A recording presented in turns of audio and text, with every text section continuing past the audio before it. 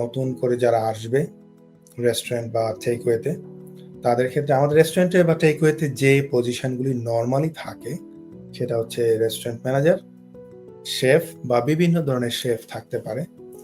আর যে পজিশনগুলি থাকে waiter, semi waiter বা কমিউটার মানে পিছনে যারা থাকে শেফকে যারা হেল্প করে, বিভিন্ন ধরনের যারা কিচেন পোর্টার যাদেরকে বলি। এই ছোট পজিশনগুলি তো কখনোই স্কিলড ওয়ার্কারের আন্ডারে ছিল না। আর যে পজিশনগুলি ছিল সেটা হচ্ছে রেস্টুরেন্ট ম্যানেজার আর হচ্ছে আপনার শেফ। তো এখন অবভিয়াসলি এই পজিশনগুলিকে কিন্তু তারা রিমুভ করে ফেলেছে। অন্য কোনো একটা কোম্পানিতে আছে, অন্য কোনো একটা রেস্টুরেন্টে আছে, তারা আমার কাছে সুইচ করতে চায়।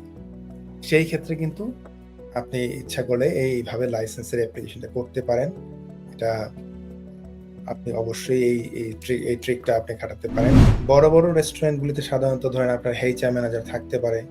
Depends on like how many staffs you have. তারপরে আপনার সেলস ম্যানেজার থাকতে পারে, আপনার বিজনেস ডেভেলপমেন্ট ম্যানেজার থাকতে পারে।